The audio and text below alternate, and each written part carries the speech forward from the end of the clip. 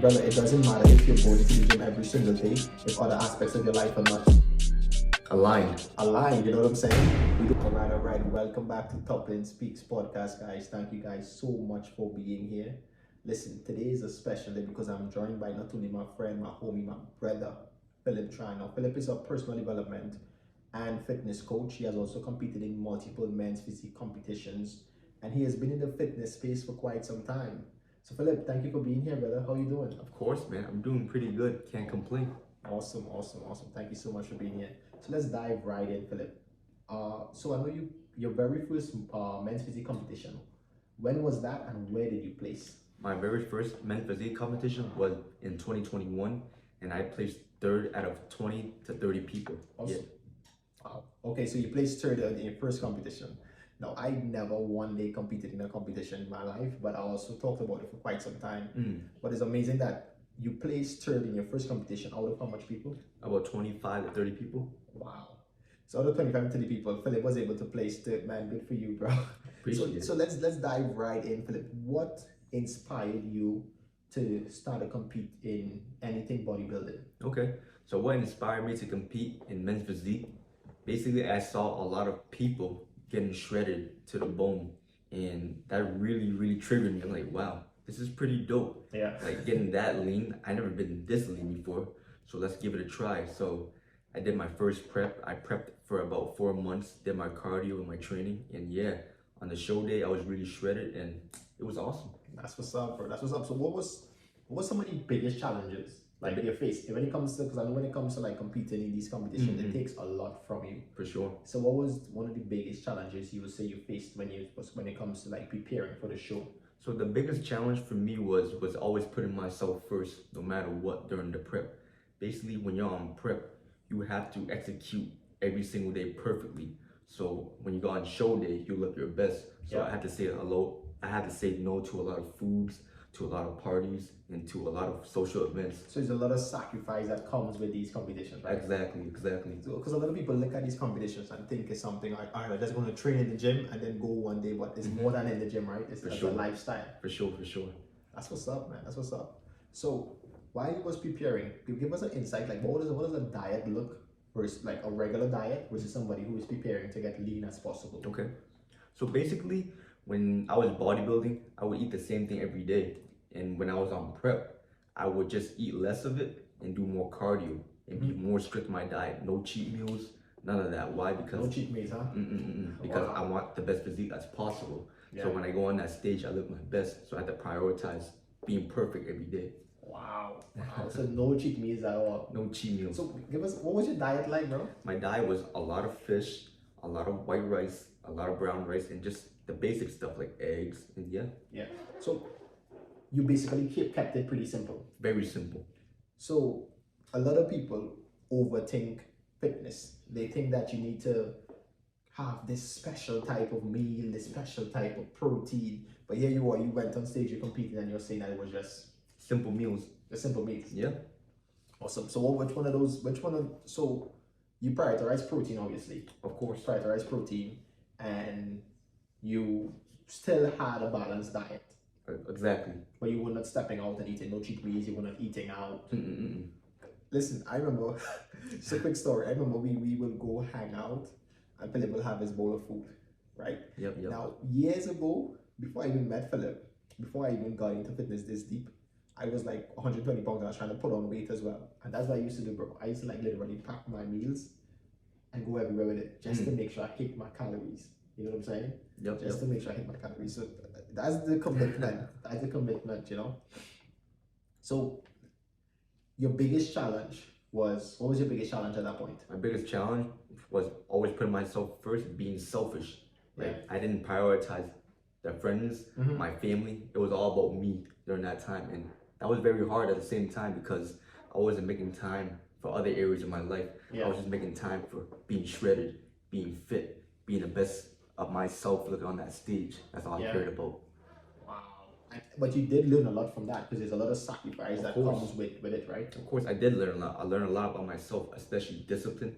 Discipline was the key every single day to my success getting on that stage. Without the discipline and the actions, I would have never looked the best I could. Yeah. And you when you stepped on that stage, did you ever think for 1 second that you could have been better, or do you think that like this was it, like the This was it. I was the best version of myself. Why? That's Because I never cheated myself. I was always about it every single day.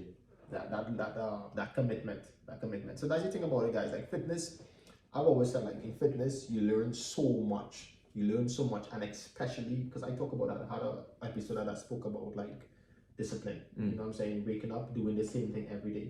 You had to have this routine. So basically, you would just go to work, Yep. come home, and commit to your diet, commit to your sleep, commit to your recovery, Yep. and that's it. That's all I did. That's all you did for quite some time, huh? Yep. But now you said you competed multiple times. Yep. And you always placed within the top 5 every time you competed. Yep. And now you're saying that you walked away. Yes, I walked away. You walked away from and this was like a big deal for Philip. But this was like when I met him, he was like this. He was all about competitions. He was all about men's physique. He was all about, you know. I think at one point you talked about getting a pro card as well. Was that something you wanted to do? That's exactly what I wanted to do. But like I said, I walked away from that. That no longer serves my purpose. Yeah. So initially though, your goal was to get your pro card. So it was tell me, give me an insight of like what the journey was going to be. So my journey, so basically my goal was to get the pro card to compete at higher levels in bodybuilding and to get more recognized in bodybuilding. But life changed for me. My perspective on life changed, and yeah. So you walked away, man. So what made you decide to walk away from the competitions? Basically, why I walked away was I felt like in my life, my aspects and my priorities have changed. Like that used to be the biggest priority, was just being fit. But now I really want to just focus more on finances and staying in shape at the same time. Yeah. For me to compete all the time, always be on prep, my mind will always be on prep and bodybuilding. So how am I going to focus on other areas of my life if that's always on my mind? You mentioned something there. You mentioned finances.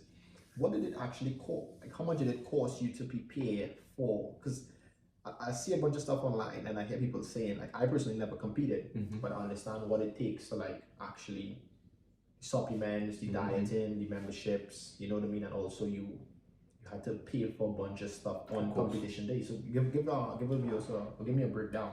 So basically, when I was doing the bodybuilding prep, I would spend a lot of money. So basically, I had 4 months of prep. I would spend like 5 to 6K, man. Wow. Yeah. Wow. It was basically a lot on food, a lot on supplements, gym membership, also for the hotel, for the tanning, etc. Yeah. And which one? I also remember you had a trainer, right? Yes. And you had to pay. How much? What was that like? What did you pay for a trainer at that point? Basically, during that time, my first trainer that I had, he was one of my boys from Vietnam. And he hooked it up for me. He wanted to expand his knowledge on fitness.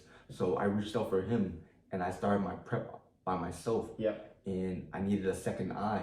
So I hit up one of my boys from Vietnam. And during that time, he was in the pandemic and he was isolated at home by himself. So I'm like, hey bro, since we have more free time right now and you have no clients coming in right now, how about I help you out and you help me out? I help you out, expand your knowledge. So help me get through this prep and I help you, you help me. It's like we both learning, bro. Yeah, let's do it. So he started to prep with me. No, he continued to prep with me. And yeah, man, like my body started changing every single day. It was so dope. Like I did it alone, but I got changes and like the different results. But when he stepped in, dude, that's when I really dialed in. Yeah.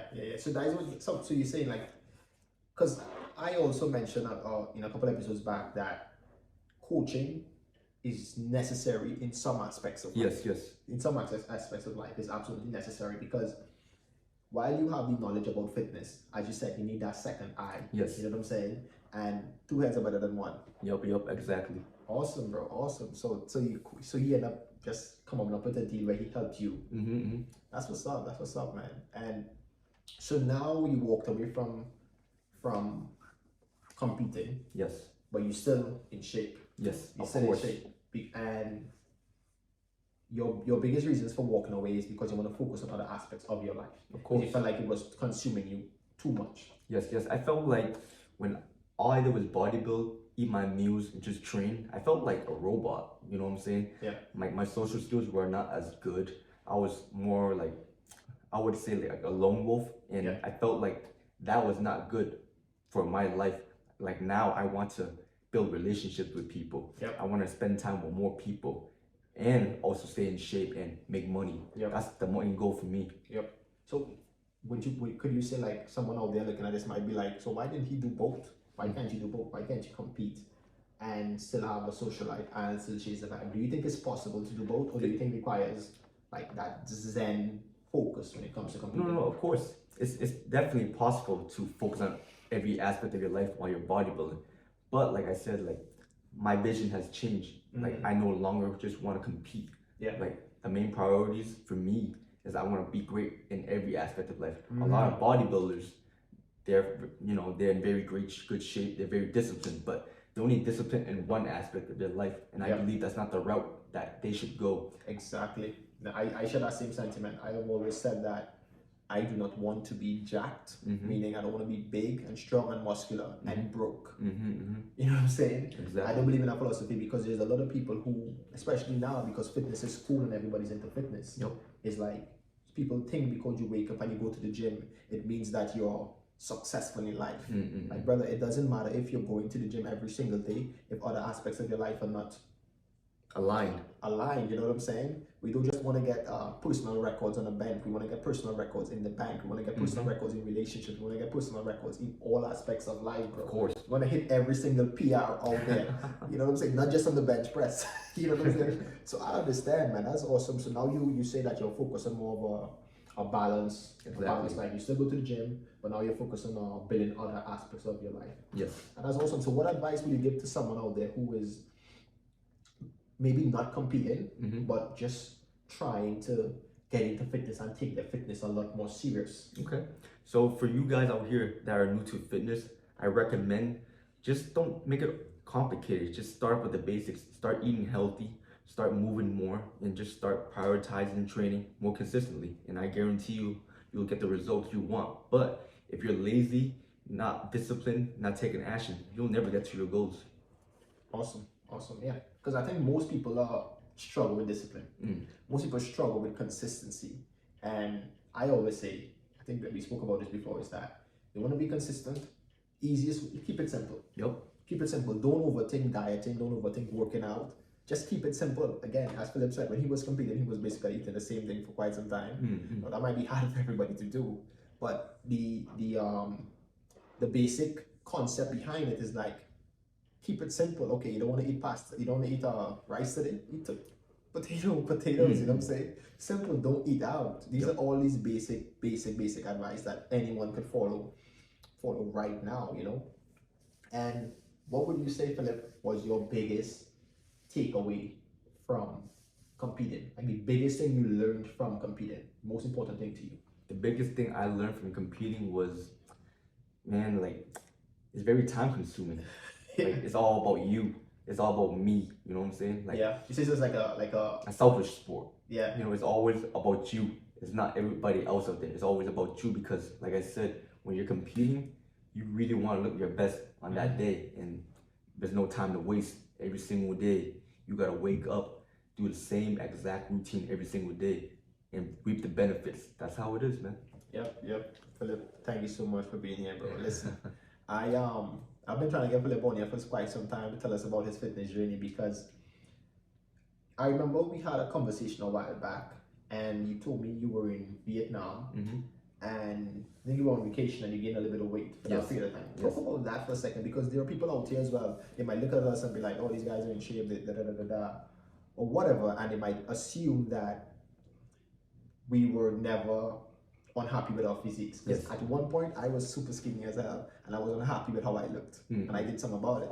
So let's talk about your journey, because I know at one point you said you were in Vietnam and you got a bit overweight on your vacation. Talk about that. So basically, this was about 4 to 5 years ago, I believe. I went to Vietnam. It was during the Lunar New Year, and I went over there to Vietnam. I was supposed to be there only for 1 month, but basically what happened was, during that time, it was the pandemic. So I couldn't fly back for at least 3 months. So basically, I was having a good time there every single day, eating good food, drinking excessive amounts, and not really working out. So, and it really catched up to me within those 3 months. Within those 3 months, I came back to the States. I looked at myself in the mirror and I was like, damn, what did I do? I gained about like 30 pounds of fat, and I didn't like it. As soon as I came to the States, I saw myself in the mirror. I looked at myself like, I'm not him right now. I'm not the best version of myself. So basically, I looked at myself, rushed to the grocery store immediately, started shopping for my groceries, and started day one again. And within 3 to 4 months, I looked a lot better than I did than last time. So So that's awesome, bro. And the thing about it is, guys, clearly you guys could hear that regardless of where you're at in your fitness journey, you could start. You could start. So he got back to America, look himself in the mirror and be like, you know what? I'm not happy with how I'm looking. I'm going to do something about it right now. And went to the grocery store and just started meal prep and going back to the gym and all of that.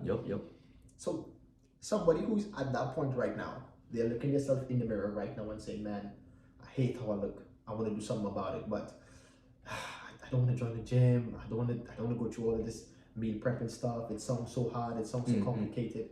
What is some advice you would give that person right now who looks in the mirror and they're not happy with how they look? Okay, so my advice I would give to that person right now, if they're out of shape and not happy about themselves, I would sit down, control my emotions, and just get started. Stop overthinking it. Stop procrastinating, because the more you overthink it, you will never start your journey.